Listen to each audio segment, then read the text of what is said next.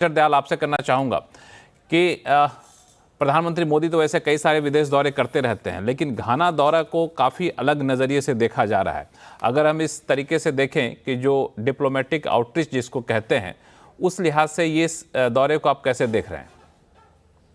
देखिए, प्रधानमंत्री मोदी जी का जो घाना का दौरा है वो कई संबंधों में बहुत महत्वपूर्ण है, लेकिन क्योंकि आज की चर्चा रेयर अर्थ मिनरल्स से संबंधित है, तो मैं इसी संबंध में कुछ अपने विचार पेश करना चाहूंगा। देखिए, पिछले कुछ सालों में भारत अमेरिका जैसे बड़े बाजारों में इलेक्ट्रॉनिक्स, खासतौर पर स्मार्टफोन का बड़ा सप्लायर बन गया है।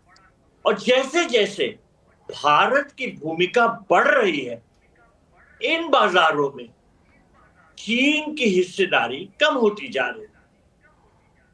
भारत की मैन्युफैक्चरिंग कैपेसिटी में मजबूत बढ़त को किस तरह से रोका जाए, चाइना इस बात पे अपनी पॉलिसी बना रहा है।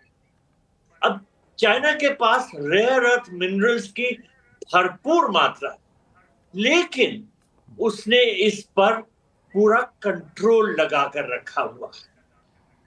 भारत के इलेक्ट्रिक व्हीकल प्रोजेक्ट को नुकसान पहुंचा रहा है चाइना। रेयर अर्थ मिनरल्स या रेयर अर्थ मटेरियल्स पर चाइना की ऐसी पॉलिसीज बन गई हैं जो हमारे ऑटोमोटिव और इलेक्ट्रॉनिक्स उद्योग के लिए गंभीर समस्याएं पैदा कर रही है। देखिए, भारत के डिफेंस सेक्टर को जो रेयर अर्थ मटेरियल्स का उपयोग करता है उसको भी नुकसान पहुंच रहा है।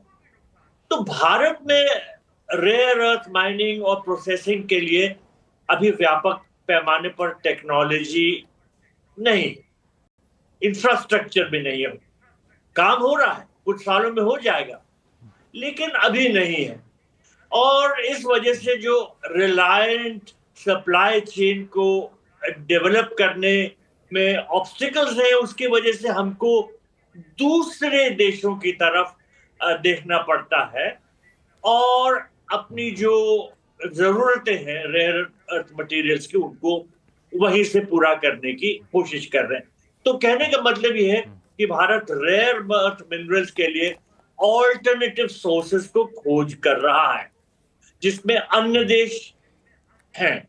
और इस संदर्भ में प्रधानमंत्री मोदी जी का घाना का दौरा बहुत महत्व रखता है, क्योंकि रेयर अर्थ मिनरल्स की माइनिंग से जुड़ा एक अहम एग्रीमेंट हुआ है। चाइना की मोनोपोली को तोड़ने का हमने अभियान शुरू कर दिया। हालांकि एम्बेसडर दयाल, मैं थोड़ा सा इसको इस तरीके से देख रहा था कि रेयर अर्थ तो सिर्फ एक सांकेतिक है। बहुत तुरंत में, रातों रात या महीने भर या फिर 2-4 साल के भीतर भी हम रेयर अर्थ वहाँ से लाना शुरू कर दें, चाइना से बंद हो जाए, ये मुझे थोड़ा सा फिजिबल नहीं दिख रहा। लेकिन चाइना के लिए एक इंडिकेशन के तौर पे ज़रूर देखा जाए कि भारत अब एक विकल्प की तलाश में है। हमारे साथ भारत चीन रिश्तों के एक्सपर्ट हैं युक्तेश्वर कुमार जी। युक्तेश्वर कुमार जी, आप कैसे देख रहे हैं इस आउटरीच को?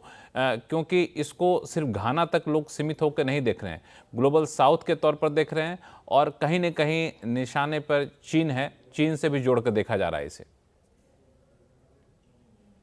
धन्यवाद लक्ष्मण जी। देखिए, भारत और चीन का रिश्ता ऐसे हो गया है जैसे, और हम तो बिल्कुल पड़ोसी देश ही हैं।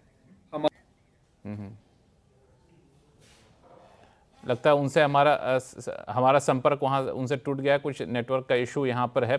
अजय सहाय साहब हैं। अजय सहाय जी, इस दौरे को तो वैसे डिप्लोमेटिक नज़रिए से ज़्यादा देखा जाता है, लेकिन अब चूंकि कारोबार एक हर दौरे का एक केंद्र बिंदु होता है, तो आप लोगों ने पैनी नज़र रखी होगी अब तक, क्या देख पा रहे हैं? देखिए, आपने एक सही बात की है कि यूएस एक बहुत कॉन्शियस मूव कर रहा है, realignment, recalibration of global value chain का, बाईपासिंग चाइना। उस कड़ी में इंडिया ही ऐसा कंट्री जिसके पास रिसोर्सेज, कैपेबिलिटी और पोटेंशियल हैं जो इसमें इंटीग्रेट हो सकता है।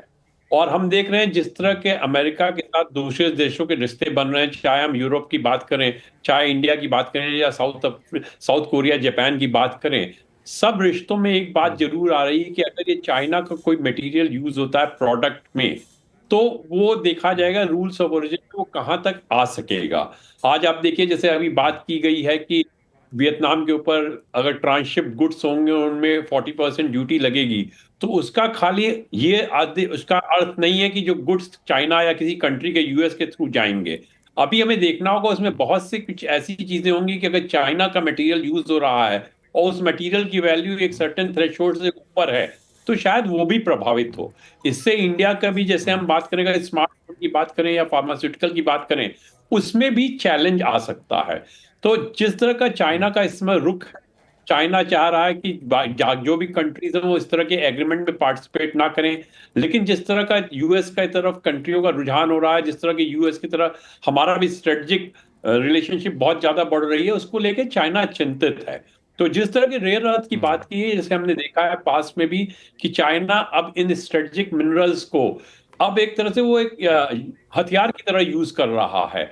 और तो हमें देखना पड़ेगा कि हमें लॉन्ग टर्म में अपने यहाँ डोमेस्टिक कैपेबिलिटी बनानी पड़ेगी, लेकिन शॉर्ट टर्म में और मीडियम टर्म में हमें अल्टरनेटिव सोर्सेज देखने होंगे। तो जैसे हमने देखा है, जब हम इन्होंने नेशनल क्रिटिकल मिनरल मिशन हमने लॉन्च किया था, उसके साथ हमने अर्जेंटीना या ऑस्ट्रेलिया जैसे कंट्री के साथ मिनरल सप्लाई के लेके काफी अहम मुद्दे भी किए हैं। गवर्नमेंट ऑफ इंडिया भी पब्लिक सेक्टर अंडरटेकिंग और प्राइवेट सेक्टर को एनकरेज कर रही है कि दूसरे कंट्री में जाके जो माइंस हैं उनको वो खरीदें। तो एक कई तरह का प्रयास चल रहा है, और ऑफकोर्स इंडिया के पास भी रेयर अर्थ काफी है, लेकिन ऑफकोर्स एक्सप्लोरेशन का उनका चैलेंज है, तो उसको भी एड्रेस करना होगा। तो लॉन्ग टर्म तो हमें अपने यहाँ कैपेबिलिटी करनी होगी, शॉर्ट टर्म में हम चाइना के ऊपर डिपेंडेंट नहीं सकते, हमें अल्टरनेटिव सोर्सेज और सप्लाई देखनी होगी, और उस दिशा में प्राइम मिनिस्टर का ये जो दौरा है वो बहुत अहम होता है। बिल्कुल, अल्टरनेटिव सोर्स ऑफ सप्लाई हमें देखना होगा। अजय श्रीवास्तव जी, एक बात जो बड़ा इम्पोर्टेंट कहा साहा साहब ने, कि चाइना को कहीं ना कहीं ये डर है कि यूएस के साथ हम लोग जिस तरीके के ट्रेड डील कर रहे हैं, जिस तरीके की बातचीत हो रही है, और यूएस ने जो संकेत दिए हैं, तो ऐसा ना कि चीन कहीं साइडलाइन ना होता दिखे, इसलिए ये सारे टैक्टिक्स अभी से चलने शुरू कर दिए हैं। तो मैं सहाय साहब की बात से पूरी तरह से सहमत हूँ। चीन ने ये एंटिसिपेट कर लिया था। अगर हम वियतनाम यूएस का डील देखें कल वाला, तो उन्होंने ट्रांसशिपमेंट में 40% टैरिफ लगाया है। बट उनका रियल मतलब ये है कि अगर चाइनीज कंटेंट एक लिमिट के बियॉन्ड यूज़ किया तो आपका 40% टैरिफ लगेगा, वरना 20% लगेगा। तो यूएस एक्टिवली डिस्करेज कर रहा है चाइना के कंटेंट का यूज़। चाइना ने